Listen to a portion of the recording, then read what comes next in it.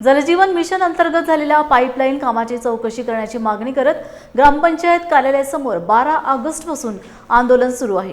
पालम तालुक्यातील पेठशिवणी गावात गेल्या अनेक वर्षांपासून सुरू असलेल्या पाणी टंचाईच्या प्रश्नाकडे प्रशासनाचे लक्ष वेधण्यासाठी तसेच जलजीवन मिशन अंतर्गत करण्यात आलेल्या पाईपलाईन कामाची चौकशी करण्याच्या मागणीसाठी ग्रामस्थांनी अन्नताग उपोषणाचा इशारा दिला आहे।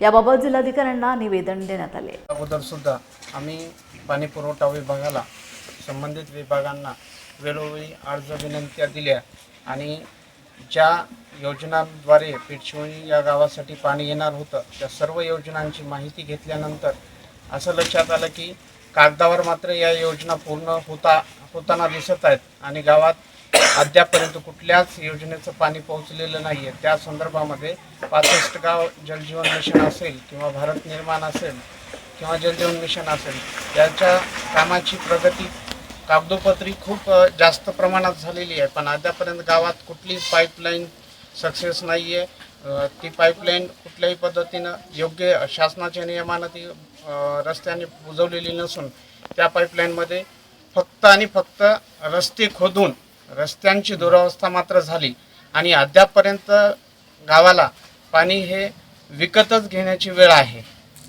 आज रोजी पाऊस काळ थोडासा दूर झाला, जास्त वेळ पडला नसल्यामुळे गावात टँकरने पाणी घ्यावं लागत आहे। प्रायव्हेटरित्या 200-300 लिटर पाणी आज 500 रुपयाला 1000 रुपयाला विकत घ्यावं लागतं आहे। तर गोरगरीब कुटुंबांना हा पाण्याचा त्रास असल्यामुळे आणि ही पाणी टंचाई असल्यामुळे शासनाकडे आमची मागणी आहे की गावामध्ये तात्काळ शुद्ध पिण्याच्या पाण्याची व्यवस्था करावी आणि ज्या योजना झाल्यात त्यांची निष्पक्षपणे चौकशी करून जे दोषी आहेत त्या दोषींवर सखोल अशी कारवाई करावी आणि गावाला आर्थिक जी लूट होत आहे पाणी विकत घेण्यासाठी ती लूट थांबली पाहिजे अशी आमच्या सर्व उपोषणकर्त्यांची मागणी आहे, गावकऱ्यांची मागणी आहे।